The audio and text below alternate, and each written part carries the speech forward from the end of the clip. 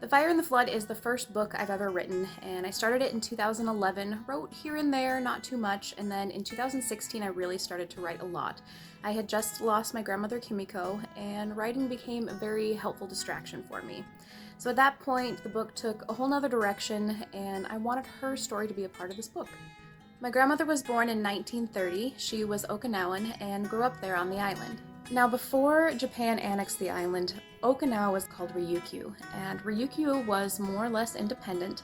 They were peaceful people, fishermen, farmers, did trading, and they had their own royalty in place, the Sho family. And the Sho family oversaw the Ryukyuan Islands.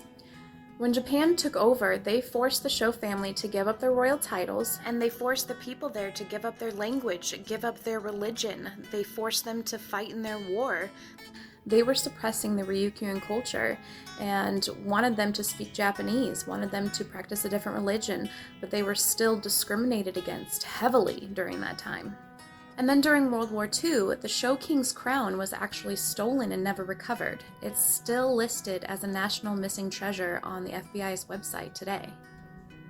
Now, my grandmother's maiden name is Kimiko Ie, and Ie was the branch family line off of the last king of Ryukyu.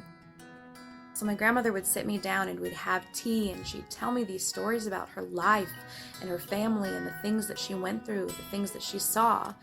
She lost both of her sisters during the war, and when she was just a child, she and her siblings were sold by their own father. Her brother was sold to be a hand on a boat in Itoman, and she and her sisters were sold to a brothel in the red light district in Naha. Unfortunately, selling daughters to brothels during that time was not uncommon. People were starving, and it became a choice of whether they had to sell one child in order to feed the others. It was sad. It was really sad what they went through. And I'm just very grateful that my grandmother survived all of that, and so thankful that I was able to hear her story and that I can have her story be a part of this book. And not only her story, I wanted my story to be a part of there. So I share my story about growing up in the little town of Medical Lake and its ominous history. I include in there about the hospital that was doing experiments on the patients and monkeys, and talk about the strange things that have been seen in the sky. We lived right next to the Fairchild Air Force Base, so there was a lot of stories. This was trained military professionals that had seen these things too. So I became fascinated with that.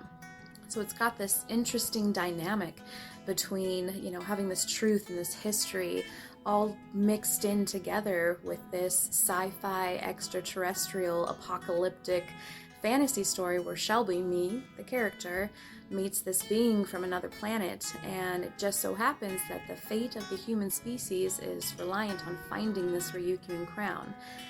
So there's a lot of twists and turns. I really can't say too much more without giving anything away. But if you want to find out more, check it out. It's on Amazon and Barnes & Noble's, Google.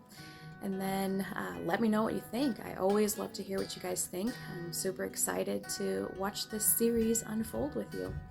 As always, thanks for your support, and hope you all are well.